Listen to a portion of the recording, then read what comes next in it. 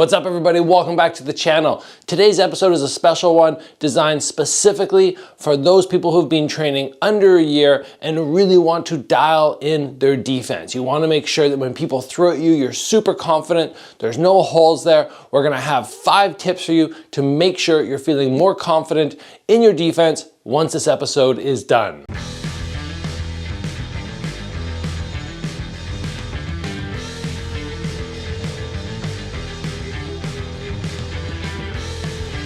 All right, for today, I'm gonna throw some gloves on. I know it's not necessary for defense, but I find it will probably make things easier for you to see. So the first tip that I have for you guys today in terms of improving your defense, feeling more confident, tightening it up, is remembering that limbs move independently.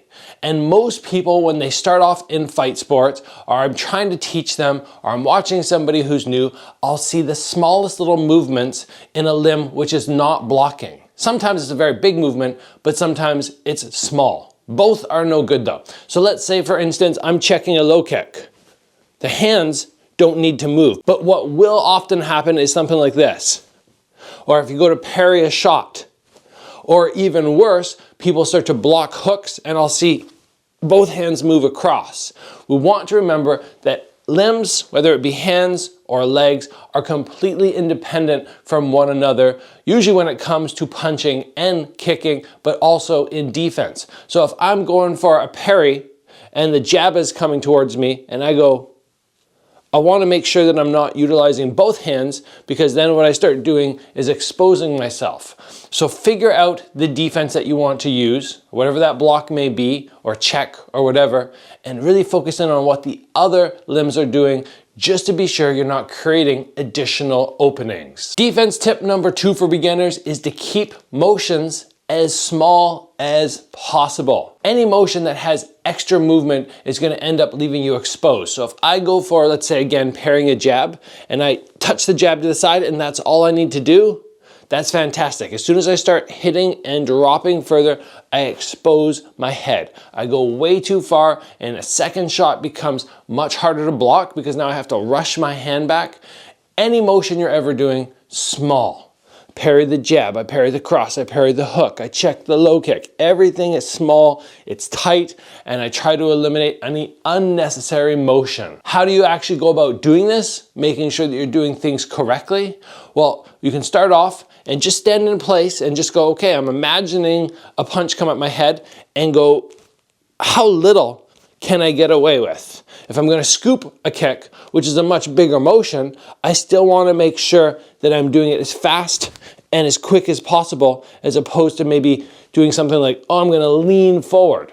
Leaning forward is extra motion. Be very aware of all body parts, what they're doing, and try to minimize movement. Tip number 3, because we can do everything great, but if you are blinking, you're gonna struggle so much. Blinking is going to be the kryptonite to defense, because like they always say, if you don't see a shot, you can't defend the shot. You don't know how to take it. If somebody said, I'm going to punch you, and you can either have your eyes closed or open, I'm always going to go for open. It might seem weird because a lot of times we naturally blink, but you want to have your eyes open so that if you take it, you can roll with it. That's going to be so much easier. Or you can flex your neck so your head doesn't just bounce to the side. There are so many reasons to have your eyes open. Now, blinking, like I just mentioned, is very natural. So you actually have to learn to fight the urge to blink. How do you go about doing that? Get a training partner, have them take their glove off, and just poke this right at your eyes. It can be right at your eyes, right between or right at the bridge of the nose, and they're just gonna touch, and they're gonna touch. And initially, even with this light power, you're gonna be going, oh, blink, blink, blink. And then bit by bit, you'll start to go, okay, okay, I can keep my eyes locked on it. And then they maybe go faster, or they'll go a little bit harder. But at the end of the day, with an open glove, it's gonna collapse when it hits you. So it's not really gonna hurt. And that's what we want. We want safety when you're learning to not blink. The next tip that I have for you as you start to get a little bit more comfortable and want to try sparring is figure out your favorite defense, but this is the big part, have an alternative. You don't want to have just one way to block one technique. There are so many ways to block techniques. If you said to me right now, Gabriel, I want to do a defense tutorial on how to defend the jab. You might go, oh, okay, like we just talked about. You parry the jab. Tutorial done. I would go, no, no, no, no, no. We got to go through like the other 3, 4, 5 ways to parry the jab, block the jab, slip the jab. There's so many things that we can do, and we need to understand at least as a beginner 2 ways. Because if somebody comes out and they jab you and you only know parry, and for some reason it's not working, you got to draw into that backup. You got to have it there. So I'm not going to be here today to teach you an alternative to all the different types of defense, but I'm going to say you want to make sure that you have a couple. And then when you have an opponent who has some style where this isn't working, you can move to the second one, which might not be your favorite, but it's still good and will still work for you. My final defense tip is being able to combine blocking or head movement, whatever you choose, with footwork. Very often people don't do that as beginners, and I see them really struggle. Somebody moves in, they put their hands up, they try to parry, and they kind of get stuck because they're in that perfect power zone. And the person throwing at them is lighting them up and they can't seem to get out of it. They're almost stuck. When you can go, okay, I'm gonna parry shot and step, or I'm gonna block a couple shots and angle off, that becomes so much more effective, and you don't really need to be advanced to do this. You just need to practice just as you should be when you're punching. I'm gonna move forward. Okay, now I'm gonna block shots. I'm gonna move backwards. You just take little steps, you just move your feet. You don't go flat to the floor like a tree. You have that ability to move. When you can combine these 2 things together, your defense will feel like it skyrockets, because just even doing this is going to make things so much harder for somebody to hit you. But now once you incorporate all your defense with your arms or your legs, you become so much more effective. And it could be so very simple. Let's say you adopt a Dutch style guard. You just lock your hands up to your head and you don't do anything. If you decide to stand here for 5 punches, most likely you're going to start getting banged backwards, and then you're going to end up in this terrible position.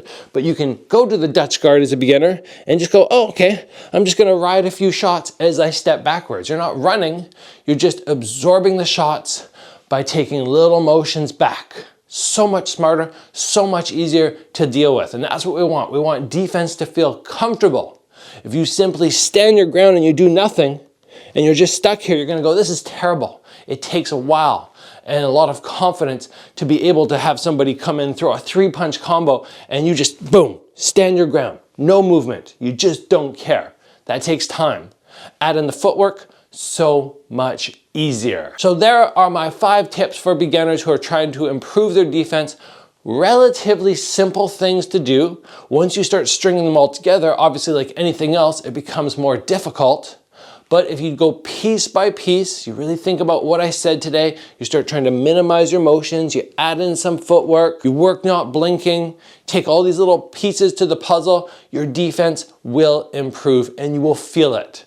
And I would say time frame wise, if you give yourself 4 to 8 weeks of drilling at home what I said, working with a partner lightly after class, just getting comfortable with defense, you're gonna notice a massive improvement. So let's call it there, everybody. As always, train hard, and I will see you back here soon for another video.